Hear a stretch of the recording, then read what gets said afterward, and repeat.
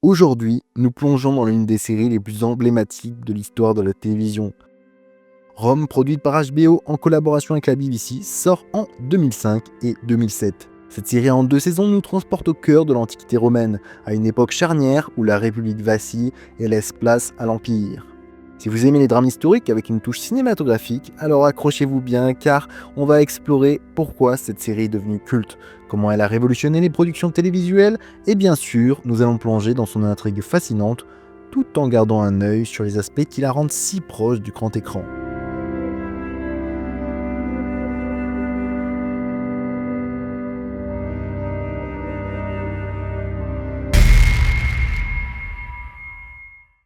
Commençons par les bases. Rome compte donc 2 saisons. La première avec 12 épisodes nous immerge dans les événements menant à l'assassinat de Jules César et la guerre civile qui s'ensuit. La seconde en 10 épisodes suit l'ascension d'Octave, futur Auguste, et les intrigues avec Marc-Antoine et Cléopâtre. Créée par Bruno Heller, John Milius et William D. MacDonald, la série mélange habilement faits historiques et fiction avec un casting stellaire.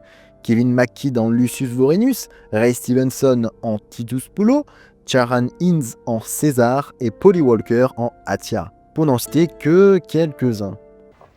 What do you want, citizen?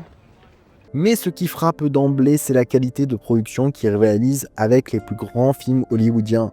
Les décors, les costumes, la mise en scène, tout respire le cinéma à grand spectacle. Alors pourquoi Rome est-elle considérée comme une série culte ? Eh bien pour plusieurs raisons qui en font un joyau intemporel. D'abord son storytelling est d'une densité rare. Contrairement à beaucoup de séries historiques qui se contentent de récits linéaires, Rome tisse une toile complexe de politique, de trahison, d'amour et de violence vue à travers les yeux de personnages ordinaires comme Vorenus et Pulo, 2 légionnaires fictifs inspirés d'une brève mention dans les écrits de César. Cela crée une immersion totale où l'histoire n'est pas juste un fond de tableau, mais un personnage à part entière. Les fans adorent cette série réaliste qui montre la Rome antique dans toute sa crasse, sa sensualité et sa brutalité, loin des images idéalisées des peplums classiques comme Ben Hur ou Cléopâtre. C'est sale, c'est sanglant, c'est humain. Ensuite, le développement des personnages est magistral. Vorenus, le centurion stoïque et loyal, et Pulo, le brut, charismatique et impulsif, forment un duo inoubliable. How big are these holes? They're big. They only seem small to us because they're hundreds of miles away, Big enough for a man to climb through. I suppose.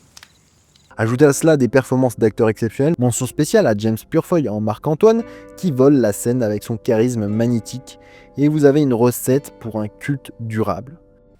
Nothing escapes me. If a pigeon dies on the Aventine, I hear of it.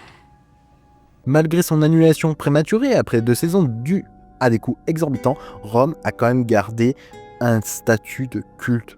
Sur beaucoup de forums, les fans la redécouvrent encore aujourd'hui, la qualifiant de précurseur de Game of Thrones pour son mélange d'intrigues, de palais et de batailles épiques. C'est une série qui a vieilli comme un bon vin romain.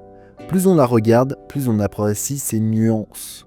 Et parlons justement de son impact sur l'industrie des séries. Rome a littéralement lancé l'ère des grosses productions télévisuelles, celles qui osent rivaliser avec le cinéma en termes de budget et d'ambition. Avant elle, les séries historiques étaient souvent confinées à des studios modestes, avec des effets spéciaux bas de gamme, mais HBO, déjà pionnier avec The Sopranos ou Deadwood, a mis le paquet pour recréer l'Antiquité avec un réalisme stupéfiant. Ils ont construit un immense set à Cinecittà en Italie, couvrant plus de 2 hectares avec des reproductions fidèles du forum, des temples et des rues romaines. C'était comme tourner un blockbuster hollywoodien, mais en format série. Ce choix a influencé toute une génération de productions. Pensez à Game of Thrones, qui a hérité de cette approche cinématographique avec des décors grandioses et ses batailles massives. Sans Rome, on n'aurait peut-être pas vu l'explosion des séries à gros budget comme The Crown, Vikings ou même The Mandalorian. Elle a prouvé que la télé pouvait être un médium épique, attirant des talents du cinéma, réalisateurs, chefs opérateurs, costumiers et en repoussant les limites de ce que l'on attend d'un épisode. Aujourd'hui, quand on voit des séries Netflix avec des effets visuels dignes d'un film Marvel, on peut remercier Rome d'avoir ouvert la voie. Elle a transformé la télévision en un art hybride mi-série, mi-film, où chaque épisode est une mini-production cinématographique. D'ailleurs, rappelons que Rome reste l'une des séries les plus chères de l'histoire. Pour la première saison seule, le budget s'élevait à environ 100 à 110 millions de dollars, soit près de 9 millions par épisode, une somme astronomique pour l'époque, surpassant même le budget initial de Game of Thrones. La seconde saison a coûté un peu moins, mais l'ensemble avoisine les 200 millions. En effet, le coût se basait sur beaucoup de choses. La construction de décors massifs, les milliers d'extras, les costumes authentiques et les effets spéciaux. À titre de comparaison, c'était plus cher que beaucoup de films à l'époque. Cet investissement a donc payé en termes de qualité visuelle, mais aussi a amené l'annulation de la série, HBO jugeant les coûts trop élevés. Pourtant, c'est précisément cette audace financière qui a élevé le standard des séries, prouvant que pour recréer un empire, il faut des moyens impériaux. Passons maintenant au fond de la série, en gardant bien en tête que sur cette chaîne, on adore décortiquer les aspects cinématographiques. Rome n'est pas juste une leçon d'histoire, c'est une œuvre qui emprunte au meilleur du cinéma pour narrer la chute de la République romaine. L'intrigue commence en 52 avant Jésus-Christ avec le retour de Jules César de Gaulle. On suit les machinations politiques à travers les yeux de Vorenus et Pullo, deux soldats de la 13e Légion qui deviennent involontairement des pions dans le grand jeu du pouvoir. We can drink their blood. Repeat.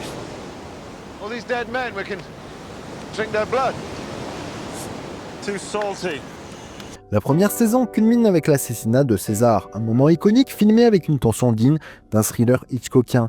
La caméra qui glisse sur les visages conspirateurs, les ombres dramatiques, c'est du pur cinéma. Historiquement, la série s'inspire des événements réels, la traversée du Rubicon, la guerre contre Pompée, les alliances fragiles, mais elle humanise tout ça en montrant comment des grands moments affectent le peuple ordinaire. Cinématographiquement, c'est brillant. La direction photo utilise des tons terreux, des lumières naturelles pour capturer la poussière des rues romaines, rappelant les western spaghetti de Sergio Leone, tournés au même studio de Cinecittà. Les batailles comme celle de Pharsale sont chorégraphiées avec une brutalité viscérale, influencée par des films comme Gladiator de Ridley Scott. D'ailleurs, Rome partage ce sens de l'épique, mais l'étend sur des arcs narratifs plus longs. Dans la seconde saison, l'histoire bascule vers l'après-César, la montée en puissance d'Octave, jouée par Max Pyrkis, puis Simon Woods, qui se transforme de jeune idéaliste en empereur calculateur. Marc-Antoine, avec son alliance passionnée avec Cléopâtre, incarnée par Lindsay Marshall, apporte une dose de romance shakespearienne. Pensez à Antoine et Cléopâtre, mais avec une sensualité HBO. Les intrigues familiales, comme celle de la famille Giulia, avec Atia et ses manipulations, ajoutent une couche soap opéra, mais élèvent par une écriture fine et des dialogues ciselés. Historiquement, la série prend des libertés, par exemple Vorenus et Pullo sont fictifs, comme je l'ai évoqué précédemment, mais leurs aventures s'entrelacent avec des faits avérés, comme la bataille d'Actium ou la mort de Cicéron. Sir. Yeah?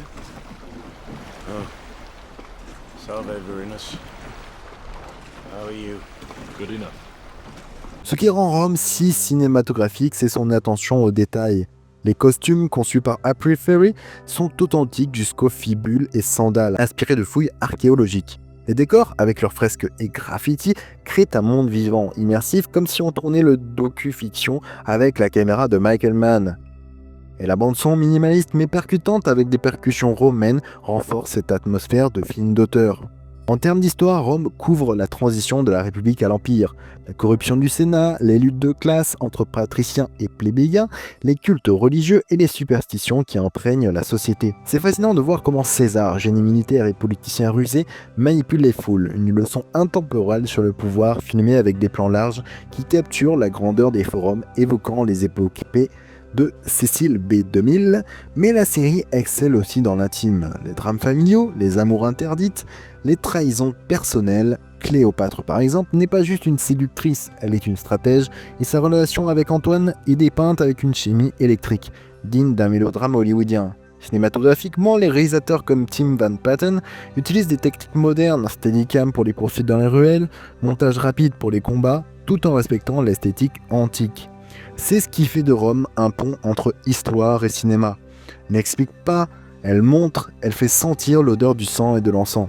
Bref, Rome n'est pas seulement une série, c'est une expérience visuelle et narrative qui a redéfini le genre. Si vous ne l'avez encore pas vu, foncez, et si vous l'avez déjà regardé, revenez-y pour apprécier ces couches cachées. Merci donc d'avoir suivi cette vidéo. Moi je vous dis à la prochaine. Ciao.